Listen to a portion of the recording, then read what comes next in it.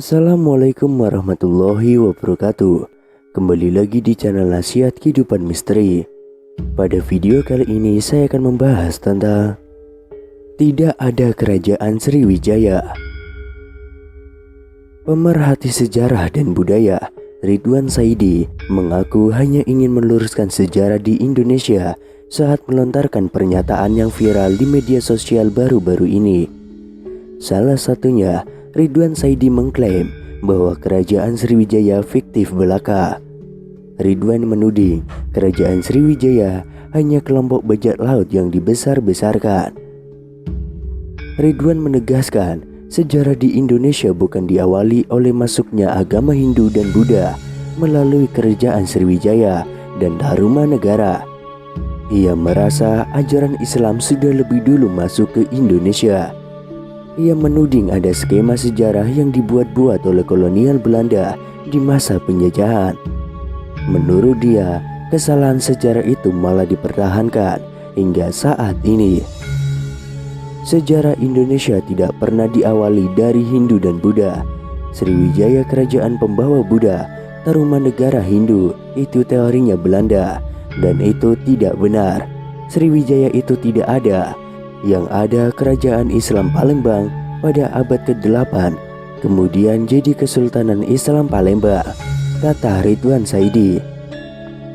Ridwan Saidi mengklaim benih masuknya Islam di Palembang mulai sejak abad ke-2 Masehi. Saat itu, Islam belum masuk secara keseluruhan, alias baru sebatas ajaran tauhid saja. Kemudian bukti eksistensi Islam, kata Ridwan Saidi, ialah dari dibangunnya masjid di Bukit Situnggang pada abad ke-10 oleh bangsa Persia. Pandangan saya kuat, yang pertama kali masuk ke Palembang itu adalah Islam. Sriwijaya itu di mana? Cuma bikinan Belanda atau kolonial, ungkap Ridwan Saidi. Demi mempertahankan argumennya, Ridwan Saidi bersedia bila ada ahli sejarah atau bahkan arkeolog yang menantangnya. Ridwan Saidi bersikukuh pertanyaannya bukan sekedar menimbulkan sensasi, melainkan upaya meluruskan sejarah dari campur tangan kolonial penjajahan. Tidak apa-apa kalau ditantang, saya siap. Siapa sini ahlinya? Kalau arkeolog mereka terlalu banyak klaim. Tidak ada situsnya mereka, prasasti juga tidak ada, ungkap Ridwan Saidi.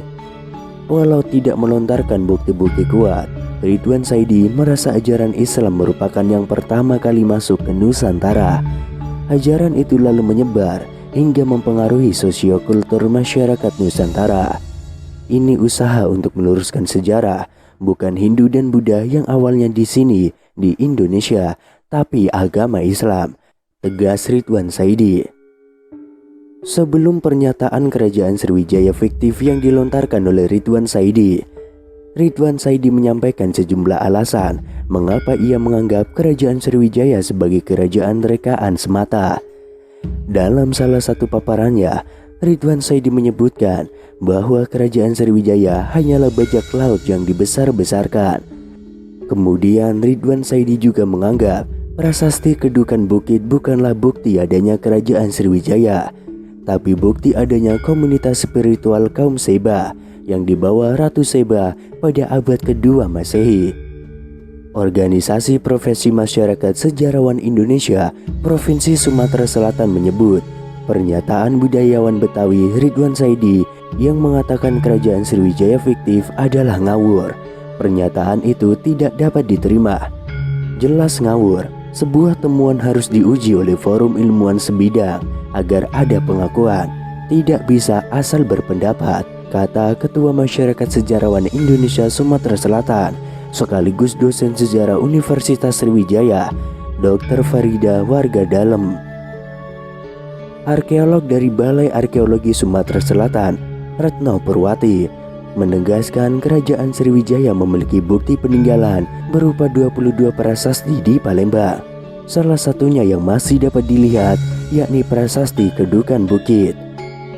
Sriwijaya adalah kerajaan maritim terbesar yang berpindah-pindah, bukan berbentuk sebuah negara seperti yang banyak orang bayangkan, dan sering membuat orang ngawur saat mengatakan Sriwijaya itu tidak ada. kata Retno Purwati. Namun, belum banyak bukti fisik mengenai Sriwijaya yang dapat ditemukan. Tidak terdapat catatan lebih lanjut mengenai Sriwijaya dalam sejarah Indonesia. Masa lalunya yang terlupakan dibentuk kembali oleh sarjana asing. Tidak ada orang Indonesia modern yang mendengarkan mengenai Sriwijaya sampai tahun 1920-an.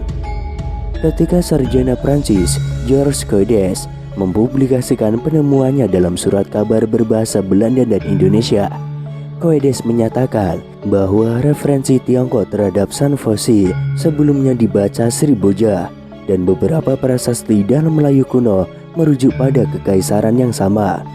Historiografi Sriwijaya diperoleh dan disusun dari dua macam sumber utama: catatan sejarah Tiongkok dan sejumlah prasasti batu Asia Tenggara yang telah ditemukan dan diterjemahkan. Catatan perjalanan biksu peziarah Ising sangat penting, terutama dalam menjelaskan kondisi Sriwijaya ketika ia mengunjungi kerajaan itu selama 6 bulan pada tahun 671. Sekumpulan prasasti Siddhayatra abad ke-7 yang ditemukan di Palembang dan Pulau Bangka juga merupakan sumber sejarah primer yang penting. Di samping itu, kabar-kabar regional yang beberapa mungkin mendekati kisah legenda seperti kisah mengenai Maharaja Javaka dan Raja Kemar juga memberikan sekilas keterangan.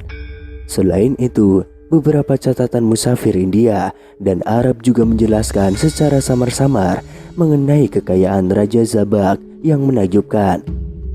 Selain berita-berita di atas tersebut, telah ditemukan oleh Balai Arkeologi Palembang sebuah perahu kuno yang diperkirakan ada sejak masa awal atau proto kedautan Sriwijaya di Desa Sungai Pasir, Kecamatan Cenggal, Kabupaten Ogan Komering Ilir, Sumatera Selatan. Sayangnya, kepala perahu kuno itu sudah hilang dan sebagian papan perahu itu digunakan justru buah jembatan. Sriwijaya menjadi simbol kebesaran Sumatera awal dan kerajaan terbesar Nusantara. Pada abad ke-20, kedua kerajaan tersebut menjadi referensi oleh kaum nasionalis untuk menunjukkan bahwa Indonesia merupakan suatu kesatuan negara sebelum kolonialisme Belanda.